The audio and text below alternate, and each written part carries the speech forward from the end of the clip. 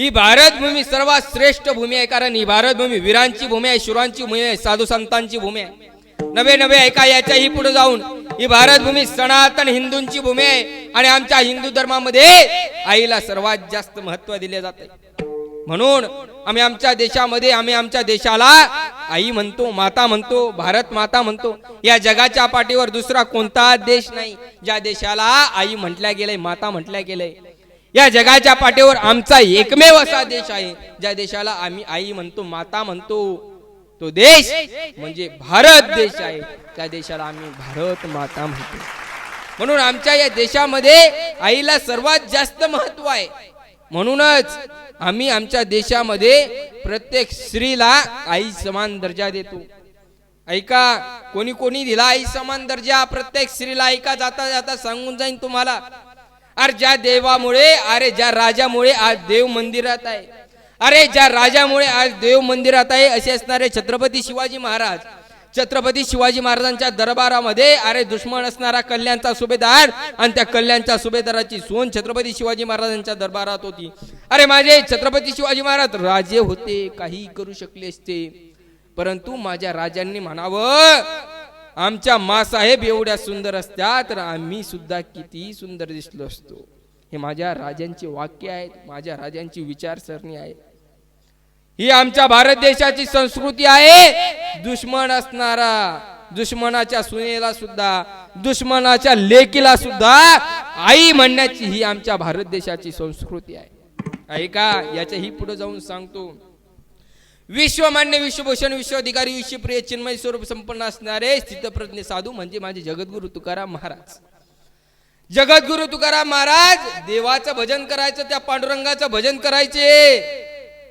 अरे भंडारा डोंगरावर जायचे, भामचंद्र डोंगरावर जायचे आणि माझ्या देवाचं, पांडुरंगाचं भजन करायचे माझे जगद्गुरु तुकाराम महाराज. परंतु हे भजन करत असताना काही लोकांना सहन झालं नाही.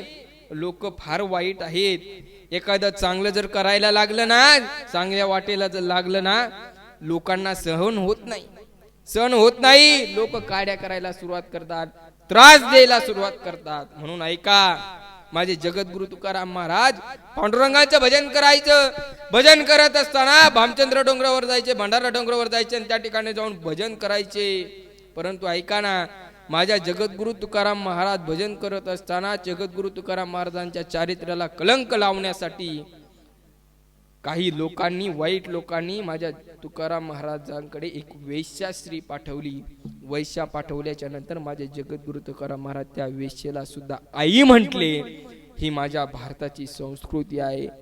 अरे जी बाई आपल्या चारित्र्याला डाग लावण्यासाठी आली, त्या बाईला सुद्धा माझे संत आई म्हणतात. ही भारताची संस्कृती आहे.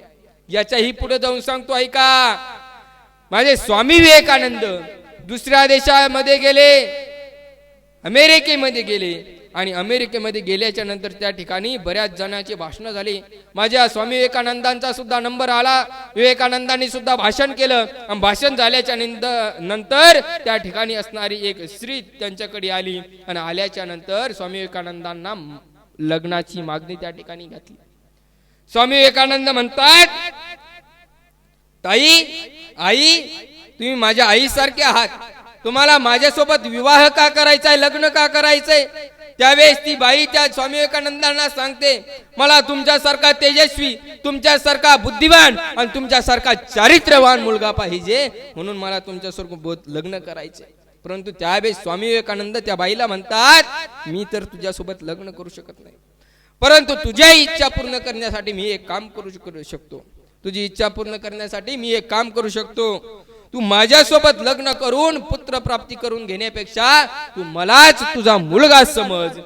ऐका, दुसऱ्या देशामध्ये जाऊन सुद्धा दुसऱ्या स्त्रीला, दुसऱ्या बाईला आई म्हणणारी ही भारताची संस्कृती आहे. याच्याही पुढे जाऊन सांगेन, भागवतामध्ये पहिल्या स्कंदामध्ये वर्णन आलंय अर्जुनाचं. अर्जुन स्वर्गामध्ये असताना स्वर्गातली अप्सरा उर्वशी मध्यरात्री अर्जुनाकडे आली आणि अर्जुनाकडे आल्याच्या नंतर अर्जुनला म्हणते, मला इच्छा पूर्ण करायची तुझ्यासोबत. त्यावेळेस अर्जुन म्हणतो, मी असं करू शकत नाही. ती स्वर्गातली अप्सरा उर्वशी म्हणते मी स्वर्गातली आहे, मी अप्सरा आहे, तुला ती मात्र सुद्धा पाप लागणार नाही. त्यावेळेस माझा अर्जुन म्हणतोय ऐक ना, मला जरी पाप लागत नसलं तरी सुद्धा तू जर स्वर्गातली जरी असली तर मी भारत देशातला आहे. आणि आमच्या भारत देशातली संस्कृती अशी आहे की आलेल्या समोर आलेल्या प्रत्येक स्त्रीला आई समान दर्जा द्यावा, ही आमच्या भारतातली संस्कृती आहे. ही आमच्या भारतातली संस्कृती आहे. म्हणून तुझं काम मी पूर्ण करू शकत नाही.